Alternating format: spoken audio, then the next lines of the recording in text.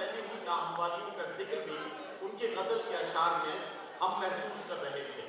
आइए, मैं एहसन साहब के बाद मेरी फहरिस्त में सिर्फ एक मेजबान शायर का नाम और बाकी है।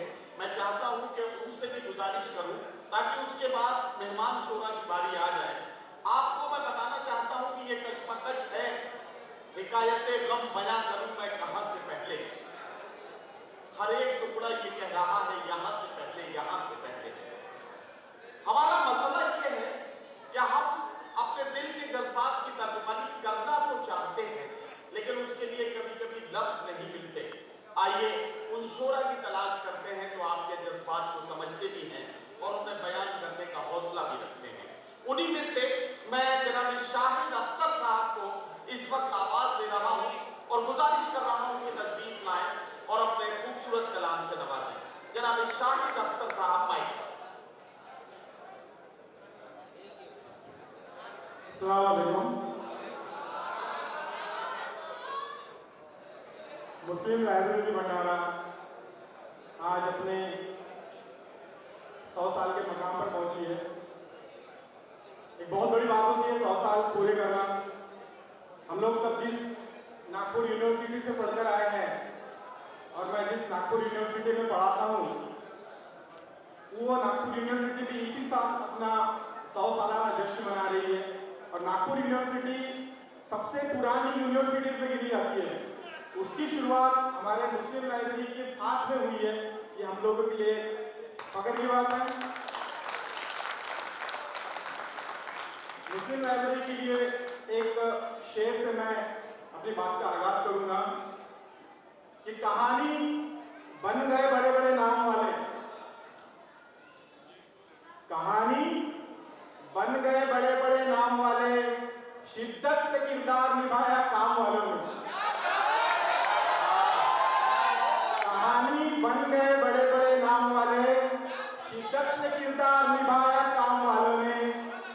इस 100 साल यूं ही पूरा नहीं करते इदारे, 100 साल यूं ही पूरा नहीं करते इदारे, गुलिस्तां को जवानी देकर सींचा है दिल वालों ने। 100 साल यूं ही पूरा नहीं करते इदारे, गुलिस्तां को जवानी देकर सींचा है दिल वालों ने। जोरदार ताली हो जाए मुस्लिम लाइब्रेरी के जिम्मेदार लोगों के लिए। मैं कलाम के लिए जी शाहिद भाई इजाजत चाहूंगा शाहिद साहब से। पढ़िए। आप रेलवे स्टेशन से उतरे होंगे, आपने सुना होगा भंडारे के बारे में। पीतल और तालाब के लिए मशहूर भंडारा शहर में आपका स्वागत है। पीतल को तो स्टील खा गया और तालाबों को हमारे बिल्डर लोग खा गए, तो दोनों चीजों के लिए भी मशहूर नहीं रहा भंडारा, मगर पहले भी मशहूर था और आज भी मशहूर है मोहब्बत के लिए और इखलाक के लिए। कल भी भंडारे में वही मोहब्बत थी, आज भी भंडारे में वही मोहब्बत है, वही इखलाक है। जो भी एक बार यहाँ आ जाता है वो यहीं का होकर रह जाता है। ये खासियत है हमारे भंडारा शहर की।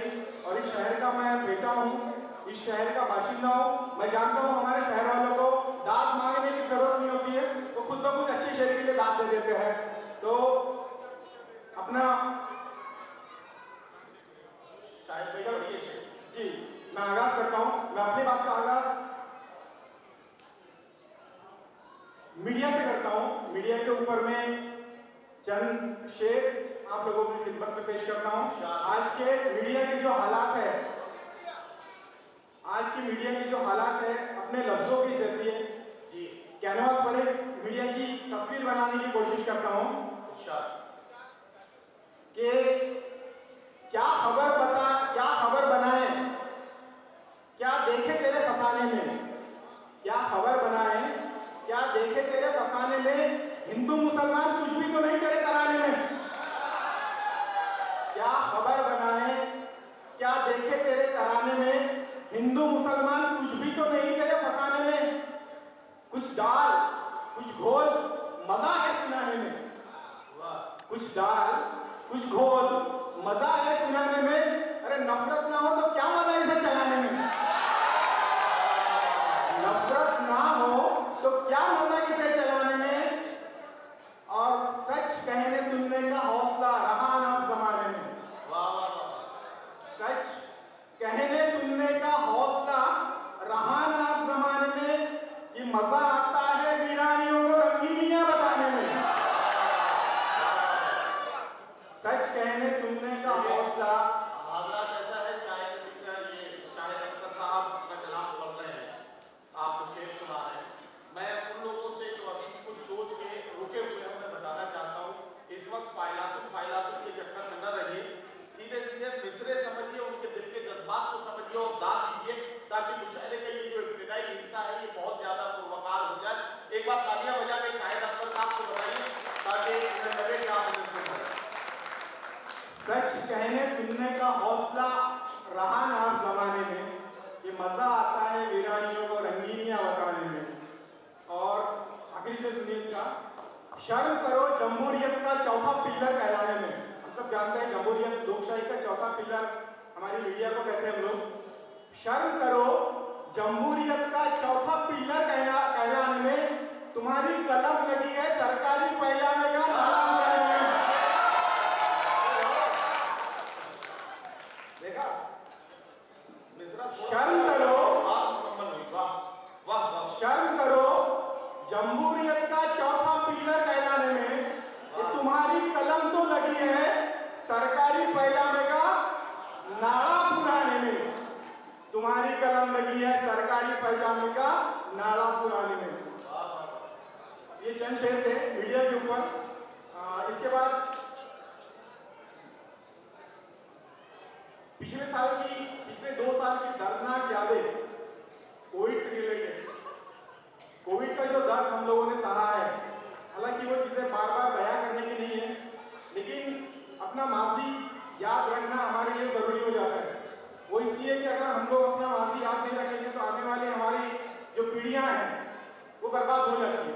तो हमें अपने माजी को याद रखते हुए अपने मुस्तकबिल को संवारना है।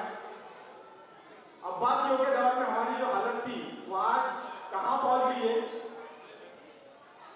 अब्बासियों के दौर में हमारी जो हालत थी वो आज कहां पहुंच गई है। वो इसीलिए कि हम अपना माजी भूल गए। तो मैं थोड़ा सा कुरेदता हूं इन 2 सालों को, पिछले 2 साल की यादों को। घड़ी जो मिलने की आई तो वबा फूट पड़ी। घड़ी जो मिलने की आई तो वबा फूट पड़ी। वबा कहते हैं बीमारी को जो छू की बीमारी होती है। घड़ी जो मिलने की आई तो वबा फूट पड़ी, न दिखने वाली चीज ने क्या क्या दिखा दिया। घड़ी जो मिलने की आई तो वबा फूट पड़ी, न दिखने वाली चीज ने क्या क्या दिखा दिया।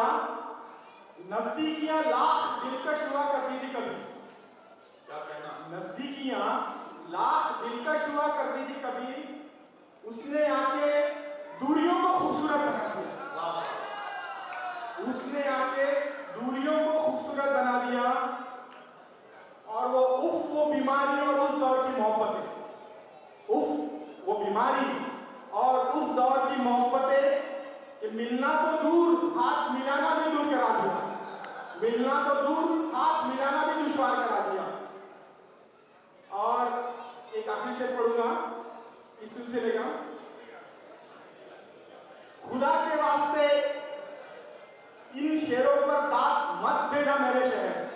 खुदा के वास्ते इन शेरों पर दाग मत देना मेरे शहर। बड़े बुजुर्ग कह गए हैं कि अच्छा शेर, वाह, उसकी 2 निशानियां होती है, एक तो खूब तालियां मिलती है या गहरा सन्नाटा छा जाता है। एक तो खूब तालियां पड़ेगी या गहरा सन्नाटा छाएगा। मैं चाहता हूं कि मेरे शेर के ऊपर गहरा सन्नाटा छाए। खुदा के वास्ते मेरे इन शेरों पर दाग मत देना मेरे शहर, कि मौत सस्ती और जिंदगी को तमाशा बना दिया। मौत सस्ती और जिंदगी को तमाशा बना दिया। ये उस दौर की तस्वीर थी जो मैंने अपने अल्फाजों के जरिए आप तक पहुंचाने की कोशिश की है। इसके बाद एक गजल पेश करूंगा, इजाजत चाहूंगा साहब। शायद भाई बिल्कुल बढ़िया गजल। मैं सिर्फ आपको इतना बताना चाहता हूँ कि आप मेजबान हैं और अच्छा मेजबान वही होता है जो खुद कम खाए और मेहमानों के लिए ज्यादा बचा कर रखे। मैं इस मामले में बहुत ईमानदार नाते हूँ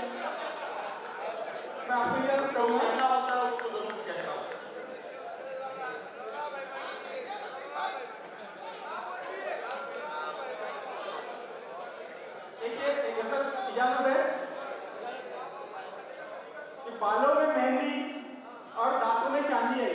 वाह, बालों में मेहंदी और दांतों में चांदी आई, अब जाके फन में कुछ रवानी आई। अब जाके फन में कुछ रवानी आई कि जरूरत और सुकून का मेल बैठाना आया। जरूरत और सुकून का बैठाना आया, अब जाके लगता है कुछ जीना है।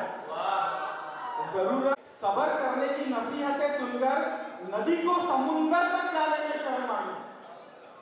थोड़े से में सबर करने की नसीहतें सुनकर नदी को समुंदर तक जाने में शर्म आई और अटकी पड़ी थी नज्म सीने में। अटकी पड़ी थी नज्म सीने में होठों तक आई। अटकी पड़ी थी नज्म सीने में होठों तक आई, उसके मेरे फासलों में जब कमाल की नजदीकियां आई। उसके मेरे फासलों में जब कमाल की नजदीकियां आई। और एक गजल का अप्रिशिएट पेश करूंगा। आपकी गलती नहीं है, आप नागपुर यूनिवर्सिटी में पढ़ाते हैं और टीचर को मालूम होता है कि उसको 45 मिनट बोलना है, वो जो 45 मिनट के पीरियड का कॉन्सेप्ट है सरल साहब से मेरे शायद नहीं चलता, ये थोड़ा सा मुश्किल है, इसलिए आप 2 शेर चाहे तो पढ़ लें। शुक्रिया जी, शुक्रिया। मक्का सुना, ये एक शेर का मक्का सुनाता हूँ।